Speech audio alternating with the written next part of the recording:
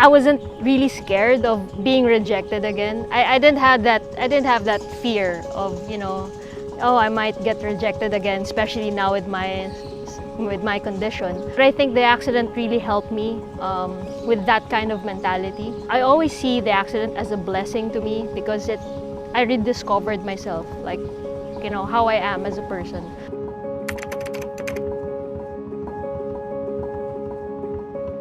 Hi, I'm Katan. I'm better known as the One-Armed Mamba, and I play basketball with just one arm. So 26 years ago, I had an accident, and it happened in our school grounds, and it was during our school fair. And just to make the story short, it's a carnival ride, and I was riding a fish coaster, which is like a mini roller coaster, and our seat was derailed from the ride. So what happened was, the seat that we were on, it got derailed and we were thrown out of the ride. And unfortunately, I landed on the walkway while it was still moving. So it instantly cut off my left arm, and that's when I, realized I already lost my left arm. I was 10 years old in grade 4 when the accident happened. I immediately knew that I already lost it. And that's when it kind of made it easy for me to accept my situation, because I already saw it. And when I was brought to the hospital, I was actually, before the accident, I was a happy-go-lucky kid. My dad used to call me a daredevil because I like trying new things and all. So I was really just like, doing things like how I wanted, and and I was like a happy kid. So when I was recovering, I really didn't have any sulky moments wherein dwelled when I dwelled on my situation.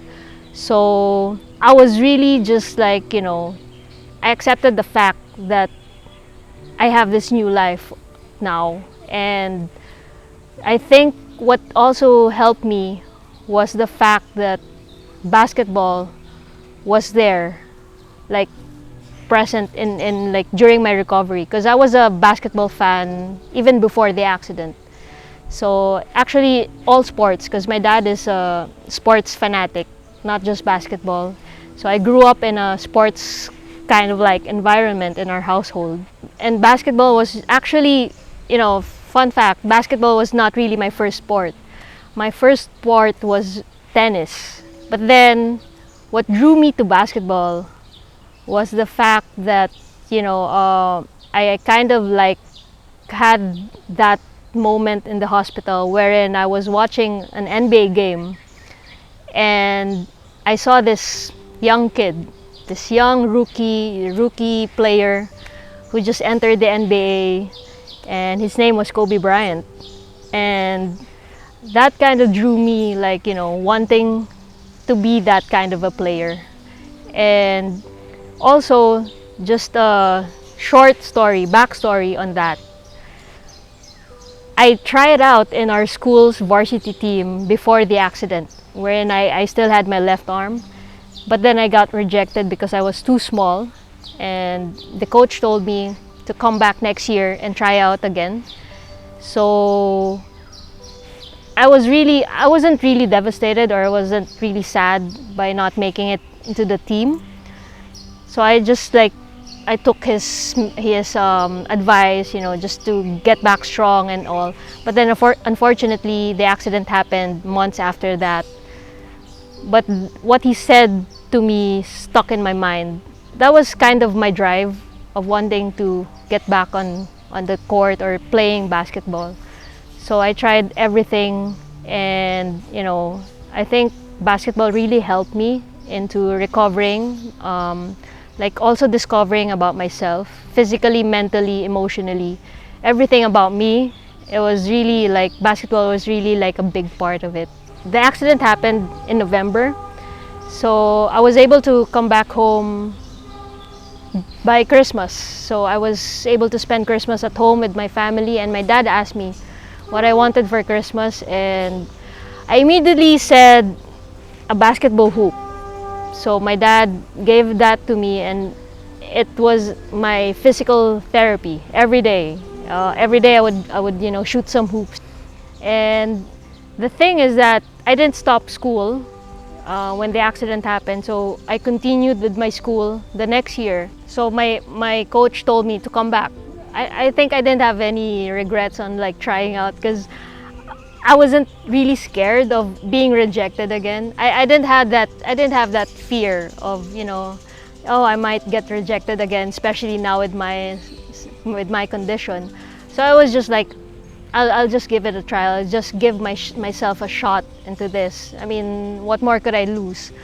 And I was that kind of a kid. I was like a very positive, kid. I'm not really sure how I got it, or like how it was for me at that time. But I think the accident really helped me with that kind of mentality. I came back to school, and there was a tryout. And then I tried out again. I just gave my all, showed my coach what I got. I didn't mind like how the other players would see me, or how the coach would see me, even with my circumstance. I would just like, I just showed up. I was there. I just did everything, and I told my coach, I don't want you to give me a special attention, or just, I don't want you to treat me differently just because of my circumstance. So I was like, I'm gonna do everything what you want me to do. I'll just do it with everything that I got. So I did. And then weeks after that, my coach handed me a slip, and he just said, give it to your parents, have them sign it, and you're officially in the team. And then I think 2 years, like recently, I asked my coach, the same coach, I asked him, because I was so curious during the pandemic, that time when everything was like, you're questioning everything, and it was like, oh, I think I want to ask my coach, like, what made him accept me in the team, despite of me being different from others. And he answered me just like, I just saw it in you. I saw something in you that made me believe that you can do it. And that's all I think that's all I wanted to hear, or I think that's all I needed to hear, because it actually takes one person to believe in you to go through life. Mostly for me, I always say it is important that you believe in yourself first before others. If you don't believe in yourself, I don't think other people would believe in you. So it all had to start within you.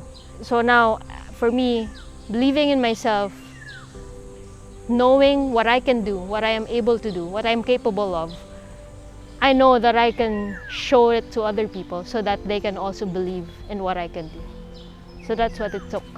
And that's where it got me to where I am right now. I remember my first game, and it was the opening game, and there were lots of cameras, lots of journalists, writers, and I think they were not shocked, but like wondering, like, ooh, who's this kid? Who's this? Like, I think I'm the first player who was able, or who played basketball with just one arm, and they were just like so curious, like what I can do. And honestly, I'm not the best basketball player at that time. Actually, until now, I don't consider. I don't know. I mean, I always say myself. I always say that I'm good at what I do, but I probably not the best basketball player. But yeah, during the time, I wasn't really the superstar of the team. So I was just there, dribbling the ball and all, and lots of people coming up to me and asking me for interviews, and like asking me questions like how it got me, the whole story. And that was memorable to me, because I wasn't really like I'm not used to like having the spotlight on me, and I was a very shy kid. But yeah, I mean, that was very memorable because it was in a big, it's like in a big stage. It was an opening game, and I was there having all these cameras on me, and I will never forget that. But also the first game, the game that would always be on my mind was the game when I probably not say a hater, but someone like kind of criticized. Like I heard them say like, ano ba naman yan, tinatago pa yung isang kamay niya para magpasikat. So I don't know how I would take that comment at that time. Because that was the first time I heard someone criticize me or maybe bash me or like, because we were wearing a warm-up, our warm-up jerseys. So I was like trying to like do my warm-ups.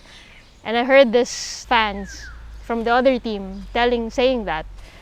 I was ready to confront them. And my teammate, who was very supportive of me. Actually, all of my teammates are very supportive of me. She just, went up to me and she said like, just don't mind them. Just show them your game. Show them how you play. Show them how you do it on the court. Just don't mind them.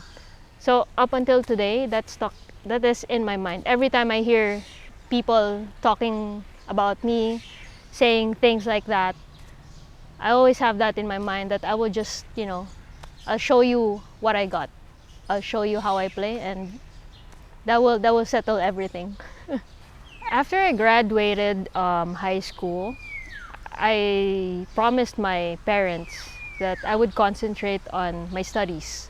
So I took up Bachelor of Arts major in Multimedia Arts in CSB, College of St. Benilde. So I said, okay, I will not try out in the basketball team. I will focus on my studies because it doesn't mean that I will stop playing basketball just because, I'm not competing, I'm not playing competitive basketball. I can still do it, but now I need to focus on my priorities, which is my studies and my promise to my parents. So that's what I did. I was able to finish my college years, and also I didn't stop playing basketball. I still played with my friends, pick up games with my friends, and up until today I still play. Proudly I could say I'm turning 37 and I still can play basketball. So yeah. So how I got the nickname the One-Armed Mamba, it was a journey actually, because I was blessed that during the time that he was still playing, I was able to meet him 3 times when he was still alive.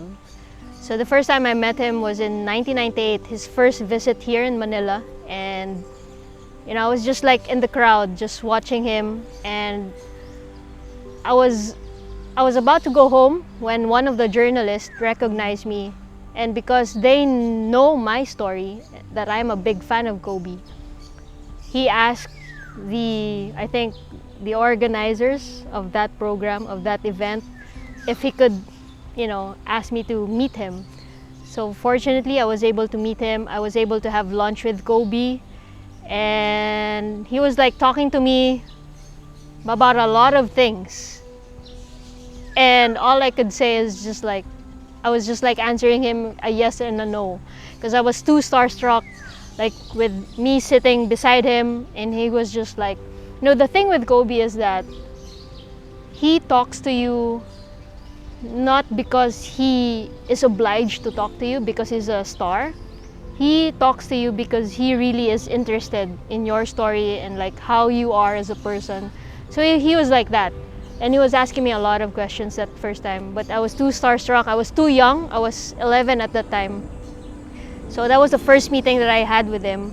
The second time was when he also had an event here in the Philippines, and I was able to join an interview with him, and I was able to show him a picture, our first picture together, and I brought it with me with his afro hair at that time, and I showed it to him, and he was like, oh my god, look at that hair, look at that afro hair, look at that fro.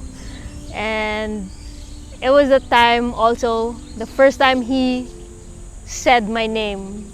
It was very, I think I was very emotional at that the second time I met him because, he said my name. It was like, here is like cat. It was like telling me all those stories, and I was able to converse with him more than the first time that I met him. But the most memorable one, and also the thing that also validated the nickname, the One-Armed Mamba, was when he had an event also here in the Philippines. It was his retirement year, and it was during, I think it was year 2016, and Nike had an event, a 3-day camp event, which is more like a tryout, because each day players got cut out from the list, and fortunately for me, I was able to make it to the final 24, which they call it, because 24 is his number. So fortunately, I was part of that final 24, and during the camp, the last day, he had this challenge. He does this challenge I think to every city, every country he goes to, and he does this challenge and asks players to shoot a 3-point shot at the top of the key. The challenge was, if the player makes the shot, no one runs. But if the player misses, everybody runs except for the player who shot the ball. So it was more like a mental game, and knowing basketball is a team sport, like, of course you'd feel guilty if like your teammates do the consequence with you, just like watching them. And I was just like sitting, I was like at the back of the players, and then players around me were volunteering themselves, and like, I want to do it, I want to shoot the ball. I was just like quiet at the back. And then I remember Coach Yuri Escueta pointed at me and said, "Kat, ikaw na to. Ikaw yan." And Mamba mentality, and never back down. I mean, never back down from a challenge, especially Kobe was like right in front of me, and I was like, let's get it, I'll do it. So I stepped on the court, held the ball, shot the basketball, and thankfully I made the shot. And everyone was like celebrating, the players are coming up to me. But the thing that I remember was like Kobe having his 2 arms spread like widely. He was like, yes, and with this big smile on his face, and like coming up to me and like telling me I'm amazing, and it was amazing. And so that's a most memorable thing that I would say, having that moment with Kobe. And with that, I had it tattooed actually on my arm, so so that it's with me every time. This journey that I have, like, I've been playing basketball for more than 20 years now, and it has helped me a lot, because I said in the first part, basketball is a huge part of my life, of my story. And I'm not sure if like I would make it this far if not for basketball. But I would say that basketball changed my life completely. Sports in general, because I learned a lot from it.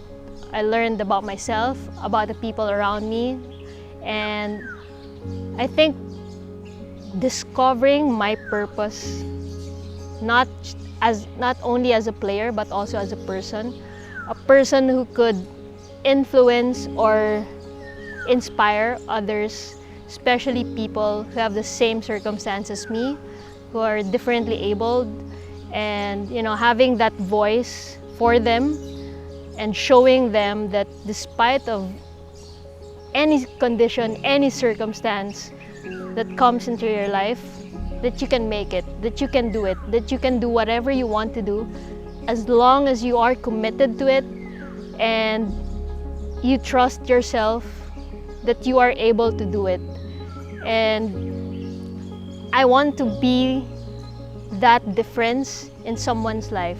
That's why I also do things like this, wanting to inspire others, that through my story they could also be inspired by it and go through life happily and living their life just the way they want it, not minding what other people say, because criticisms, you'll always get it no matter what you do. That's what I learned. No matter what you do good, you'll be criticized. You do bad, of course you get criticized. But the peace of mind, every night before I go to sleep, I always had that peace of mind, because I know that I did what I can. I did what I wanted to do with my life, and each day is actually a chance for you to do that for yourself and for others. So that's what I want to do. Being that example for others, especially who are differently abled, that no matter what life brings you, any adversity that comes into your life, you can rise above it. And hopefully, people who are hearing this or watching this interview, it would get to them that I could say that I'm one of those people who could change, or who would want to change their life for the better, because that's I think my purpose of being an inspiration to others. Yeah.